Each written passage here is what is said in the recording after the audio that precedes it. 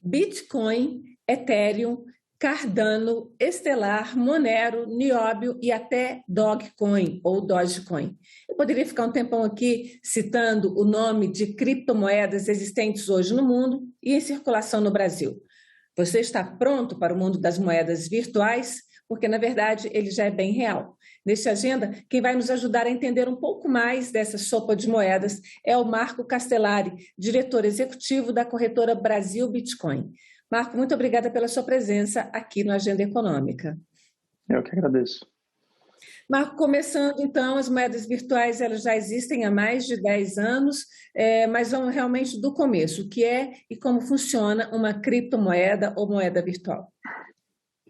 Tá, na verdade tudo surgiu com o Bitcoin, né? Então o Bitcoin ele surgiu como uma ferramenta para não depender tanto dos bancos, né, e não deixar o poder centralizado, né? Tanto que a tecnologia se baseia na blockchain, que é a descentralização desse poder. Então, ela funciona de maneira que várias pessoas, né, se unem para verificar os dados que são transitados na rede, né, da blockchain, para se chegar a um consenso e autenticar a veracidade de cada transação, né?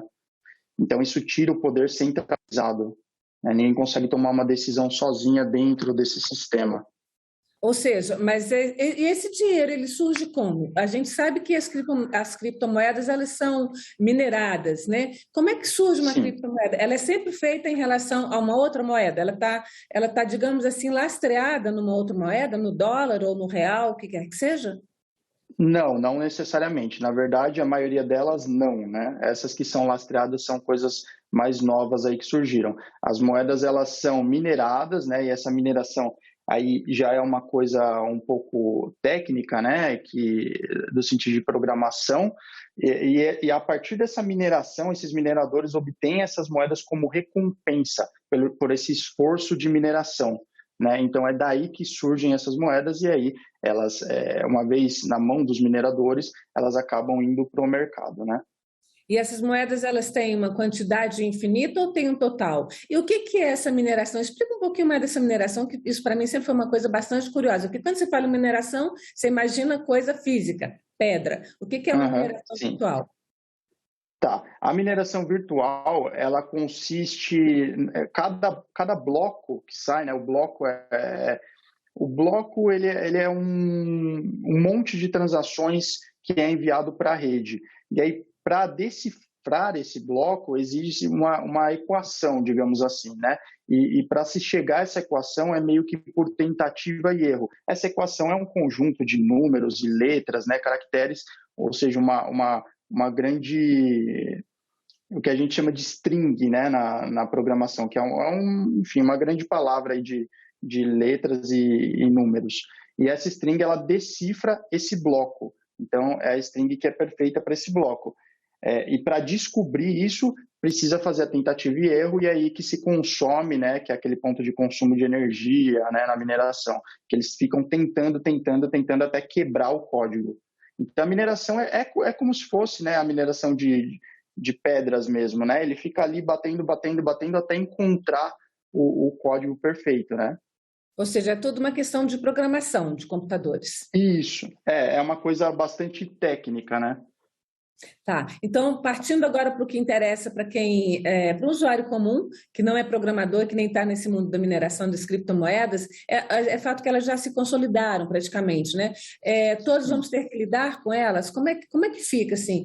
Qualquer cidadão comum nesse mundo que tem acesso ao mundo virtual vai ter que lidar em algum momento com essa moeda virtual? Olha, sim, com certeza, né? E infelizmente alguns por motivos errados, né? Motivos ruins, outros por motivos bons, né? Eu particularmente tenho muitos conhecidos que ganham dinheiro com isso, mas também tenho pessoas que acabaram por entrar nesse mundo em função de algum ataque, hacker, e aí é solicitado algum valor em criptomoeda, né? Como resgate, enfim. Mas esse avanço que está tendo no mundo das criptomoedas é impossível de se evitar, né? A gente calcula que daqui uns 10 anos quase tudo vai ser transitado em blockchain, né? Em criptomoeda. Não necessariamente nas criptomoedas que existem hoje, que é o Bitcoin, né, as mais famosas, o Ethereum, mas em blockchain, em redes Tá, então, descentralizadas. certo. Mas elas estão sempre relacionadas a uma quantidade X de dinheiro do país. Quer dizer, é mais ou menos um valor de troca. Sim, sim. Na verdade, a maioria das criptomoedas, ela é baseado, o preço dela é baseado no dólar, né? Então, tudo a gente vê através do dólar. Então, ela tem um valor lá em dólar, a gente converte esse valor a partir da cotação do dólar para real e descobre-se aí o valor dela em real, mas tudo baseado no dólar. Agora, existem as moedas que são lastreadas mesmo na moeda corrente do país. E aí a gente tem, por exemplo, um exemplo é o USDT, né, que é o Tether. Essa moeda ela vale de 1 para 1, né? Não exatamente, mas assim, uma diferença mínima, quase que de 1 para 1 pro dólar. Então, um Tether vale $1. Então, nós temos essas moedas. Certo. Então, mas as criptomoedas, como você falou antes, elas surgiram até como uma forma de alguns grupos sociais ficarem independentes do poder dos bancos e das taxas. Ela é meio que uma subversão aí desse poder do sistema financeiro mundial, né? Mas como é que está essa ligação? Na verdade, hoje elas estão vinculadas ao sistema financeiro tradicional ou elas vão substituir? O sistema financeiro vai ter que se adequar às criptomoedas? O sistema financeiro com certeza vai ter que se adequar, né? E inclusive a gente vê avanços nesse sentido. A criptomoeda trouxe avanços em si para o próprio sistema financeiro. Se a gente olhar o Pix e as declarações feitas pelo presidente do Banco Central, foi citado as criptomoedas como uma das motivações para a criação e desenvolvimento do Pix. Então, a gente vê que o governo, né, os governos em si vão ter que se adequar às criptomoedas e hoje já é possível você viver só de criptomoedas, né? Basicamente, não 100%, mas quase que 100%, uns 90% aí você consegue viver só de criptomoeda, sem ter dinheiro na sua conta bancária. Entendi, mas o valor de uma criptomoeda é um valor de um Bitcoin ou de um Ethereum, de um Ether, é muito alto, né? Como é que você faz para pagar alguma coisa em Bitcoin, por exemplo? Então, aí nós temos duas possibilidades, na verdade são três, né? A primeira possibilidade é que o lojista aceite criptomoeda, e essa possibilidade é muito remota, tem pouquíssimas lojas que aceitam, né? Online ainda temos um pouco mais, mas fisicamente são pouquíssimas, mas hoje existem empresas, inclusive a Brasil Bitcoin, que fornece cartões de débito que você consegue usar em qualquer loja que aceite. O nosso, por exemplo, é Bandeira Elo, então você consegue usar esse cartão em qualquer comércio que aceite Bandeira Elo, em qualquer maquininha, seja Redcar, enfim, qualquer uma, e você paga para o lojista recebe em reais, mas você, na verdade, está pagando em criptomoeda. E não existe taxa para essa compra. Então, isso já existe. E a terceira possibilidade seria você pagar com as moedas lastreadas, né? Aqui no Brasil ainda está em desenvolvimento uma moeda que é lastreada no real, e aí você teria uma criptomoeda que é de 1 para 1, né? Uma unidade dessa moeda valeria R$1, mas lá nos Estados Unidos, em outros países, a gente tem o Tether, né? O USDT, que aí a gente, como ele é lastreado no dólar, você consegue, em vários comércios, pagar utilizando essa moeda. Porque o grande obstáculo para o lojista é que o lojista ele não quer receber criptomoeda, ele quer receber dinheiro real. Então, a partir do momento que você tem uma moeda que é lastreada, aí tudo bem, porque você está pagando um Tether para ele, ele vai receber um Tether que ele sabe que vale $1 e ele pode trocar a qualquer momento. Então, você falou aí dessa questão dos bancos centrais, citou o Banco Central Brasileiro, na verdade, eles já estão realmente estudando até um real virtual, né? E a gente sabe que o Banco Sim. Central da França também, já existem transações entre o Banco Central da França e da Suíça em moedas virtuais, China, Alemanha, está todo mundo já estudando aí uma moeda digital. Elas vão funcionar, essa moeda digital dos bancos centrais, elas vão passar a ser, então, um dinheiro oficial do país, embora virtual, e aí elas funcionam da mesma forma que as criptomoedas? Seria um dinheiro oficial do país, sim, né? Mas não funcionaria exatamente como as criptomoedas, porque as criptomoedas elas são completamente descentralizadas, né? E isso não é interessante de forma alguma para o governo né, não ter controle nenhum sobre a emissão e verificação das transações, né? Hoje a gente sabe que, na verdade, pouca gente sabe, mas o banco em si, o Banco Central, ele tem controle de qualquer transação. Então, quando você faz uma transferência bancária, por exemplo, ela é completamente reversível. O banco pode arbitrariamente pegar esse valor e devolver para outra conta e pronto. Isso não seria possível na blockchain, né, na rede das criptomoedas. Então, jamais o governo faria uma estrutura dessas, né? Mas é uma coisa que, assim, é parecido, só não tem essa questão da descentralização do poder, né? Certo. Agora, essa descentralização do poder também pode ser um problema. Quem garante, por exemplo, quem regula as criptomoedas? Ninguém? Porque se de repente você investe milhares de reais aí, ou de dólares em criptomoeda, e alguém faz uma declaração bombástica, e aí que eu estou me lembrando do exemplo do Elon Musk, que entre maio e julho fez várias declarações e o preço do Bitcoin desceu, despencou, subiu. Quer dizer, como é que regula isso? Como é que se garante um pouco o patrimônio de quem investe? Então, isso é complicado porque realmente essa questão do Elon Musk foi um episódio bem complicado, né? Porque não existe essa regulamentação em cima das criptomoedas, até por ser uma coisa nova, uma tecnologia mais jovem, né? Então não existe a legislação que deveria ter, né? Está crescendo agora e se formando agora essa legislação. Então, se você vê na questão do Elon Musk em particular, que ele realmente manipulou o mercado, né, para ter ali um lucro dele, houveram investigações posteriores em relação a isso para tentar aplicar algum tipo de penalidade aí contra o Elon Musk, né? Então, eu acredito que, ao passar do tempo, vão ser criadas leis, assim como existem hoje em relação à Bolsa, que você não pode fazer algumas coisas, né? Que você toma aí uma multa, uma penalidade. Eu acho que isso vai ser aplicado no futuro com as criptomoedas. Então, mais ou menos nessa mesma linha, em 2018, alguns países chegaram a proibir a circulação das criptomoedas, exatamente por conta da alta volatilidade, né, desse aumento e queda do valor muito rapidamente. E falou-se, na época, no risco de uma bolha financeira mundial que poderia desestruturar a economia mundial. Esse risco, ele existe? Qual o tamanho dele? Ou ele está afastado? Eu acredito que, assim, não dá para se bater o martelo e dizer que existe ou não existe. Eu acho que isso com o passar do tempo, a gente vai deixando a possibilidade de que ele exista um pouco de lado, né? Porque vai se solidificando aí até o preço dessa criptomoeda, ou a tecnologia em si, né? Porque, por se tratar de uma tecnologia nova, até hoje não foram achados nenhum tipo de brecha na tecnologia que pudesse ser explorada diretamente do Bitcoin, né?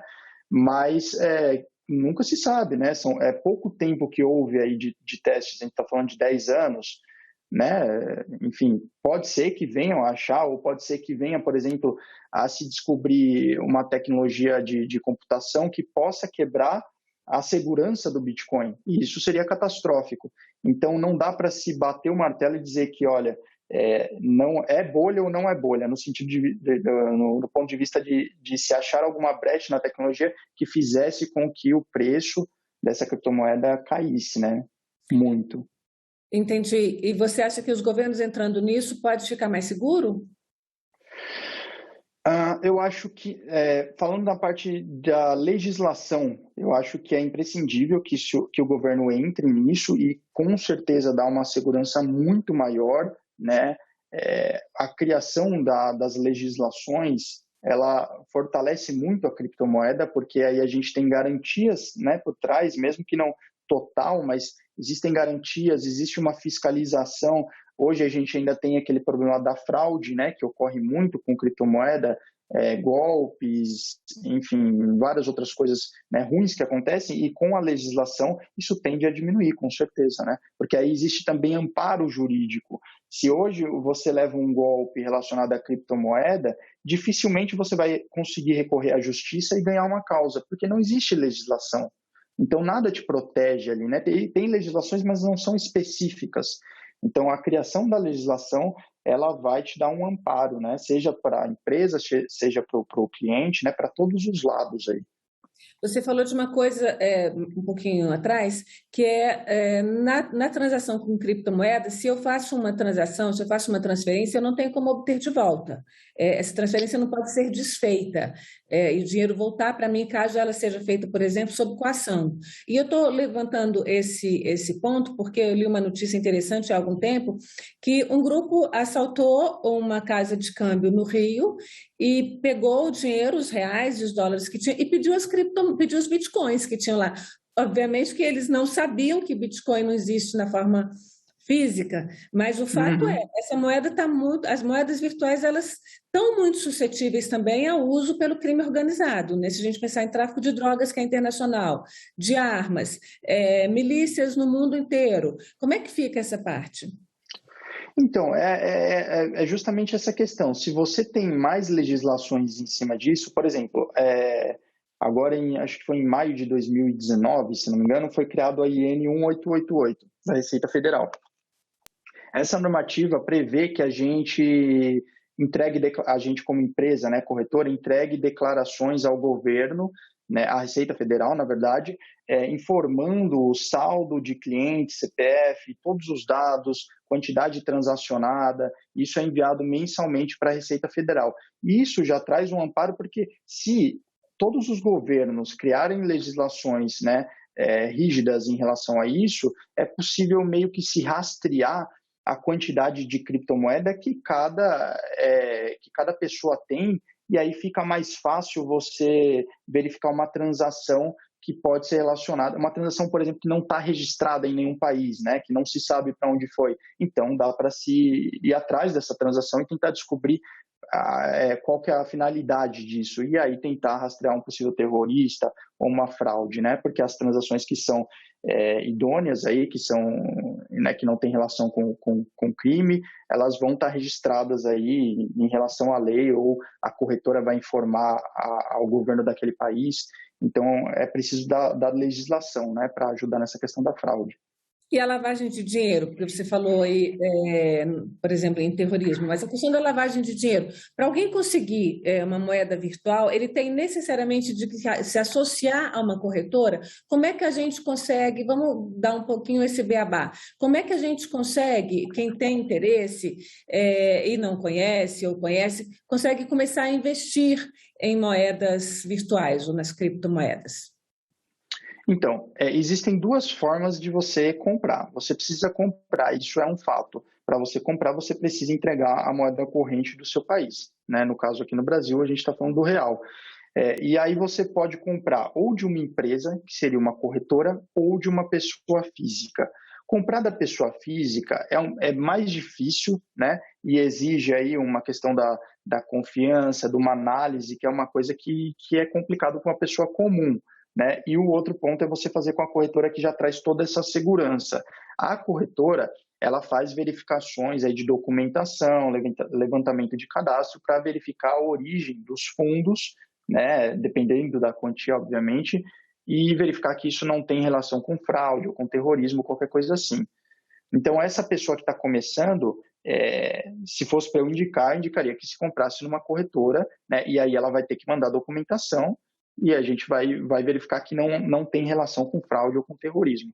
Mas é possível comprar de uma outra pessoa física, apesar de difícil, onde aí sim ela conseguiria, né, fazer uma transação que tenha relação com fraude ou com terrorismo, ela poderia comprar dessa outra pessoa física, né? Mas isso é extremamente difícil. Entendi. Dá para começar a investir em moeda virtual a partir de quanto? E que cuidados você acha que deve ter quem quer iniciar nesse mercado? Olha, dá para começar com qualquer valor. A gente fala de R$ 5 porque, né, não faria sentido menos do que isso, mas a gente tem clientes que colocam esses R$ 5, tem clientes que colocam 500 mil reais. Então, qualquer quantia você consegue entrar no mercado, tá? Os cuidados são sempre, se você for operar dentro de uma corretora, é muito mais tranquilo. Você vai enviar sua documentação, você só precisa verificar se a corretora é uma corretora conhecida no mercado, enfim, é mais tranquilo. O que as pessoas devem evitar é essa questão que eu falei antes de você tentar comprar de outra pessoa, porque isso não tem segurança nenhuma envolvida. Então, a chance de você tomar um golpe é muito alta.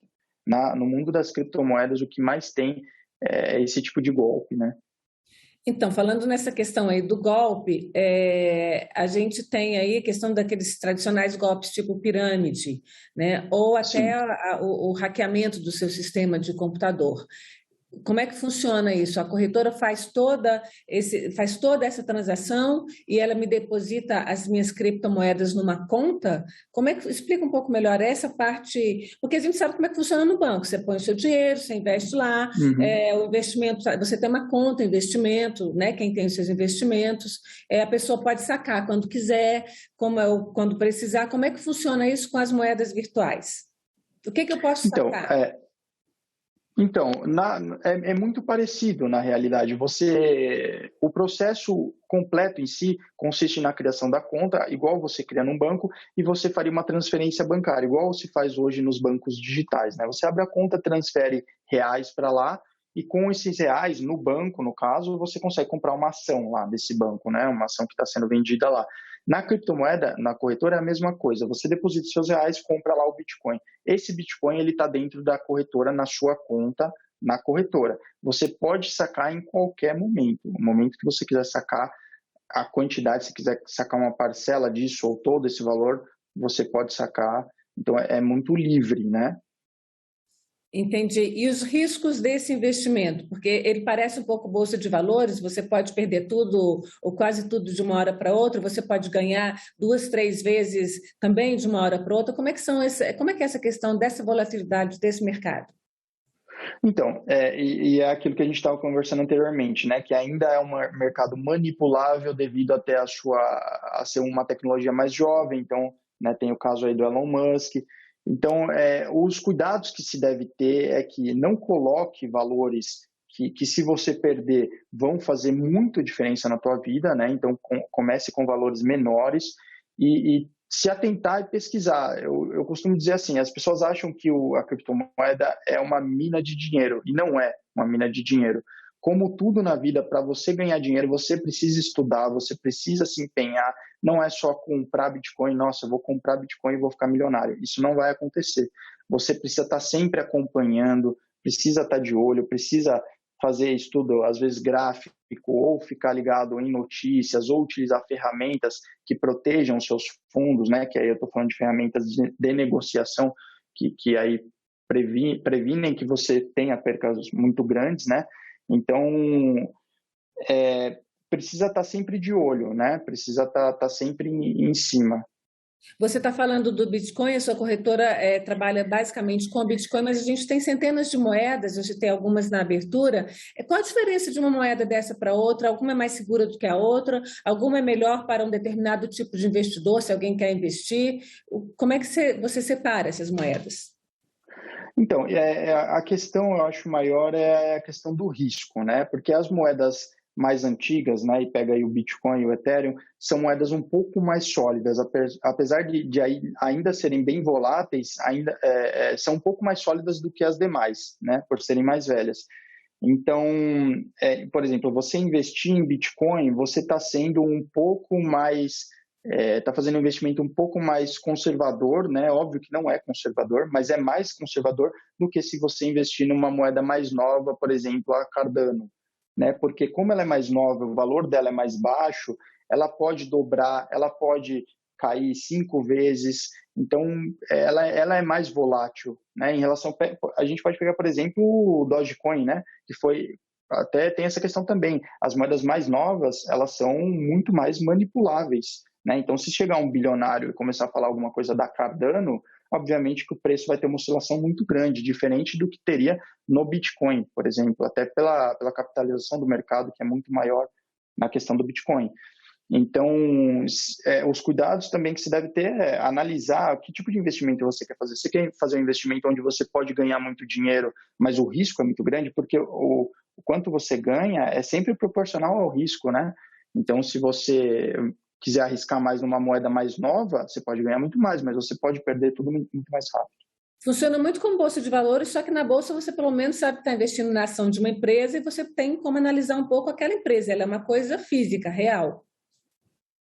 E a análise que se faz é mais limitada, né? Porque a empresa ela tem aquele tamanho dela. Você, por exemplo, você vai investir numa empresa que faz produtos de limpeza. Você só precisa analisar o mercado de produtos de limpeza. Então é uma coisa que é mais fácil, digamos assim, né? Você consegue acompanhar com mais facilidade. Enquanto as criptomoedas, elas têm muitos fatores, muitas variáveis que interferem no seu preço. Então fica mais difícil de fazer esse tipo de análise. Um conselho rápido que você pode dar para quem vai investir ou está investindo em moeda virtual? Olha, pesquise muito, não entre nisso só pela euforia do mercado, pesquisa bastante e tenha ciência que você vai precisar estar sempre acompanhando isso e que não é uma mina de dinheiro. Você precisa acompanhar e estudar bastante o mercado. Marco, agradeço muito a sua presença aqui na Agenda Econômica, nos ensinando um pouquinho sobre criptomoedas. Eu que agradeço, Antônia. E agradeço também a você que nos acompanhou até aqui. Este programa já está em nossas redes sociais, está no canal da TV Senado no YouTube, está no site da TV Senado, senado.leg.br/TV. Se quiser falar com a gente, mande o seu e-mail para agendaeconômica@senado.leg.br ou uma mensagem para o 0800 61 22 11, que é a ouvidoria do Senado. Muito obrigada.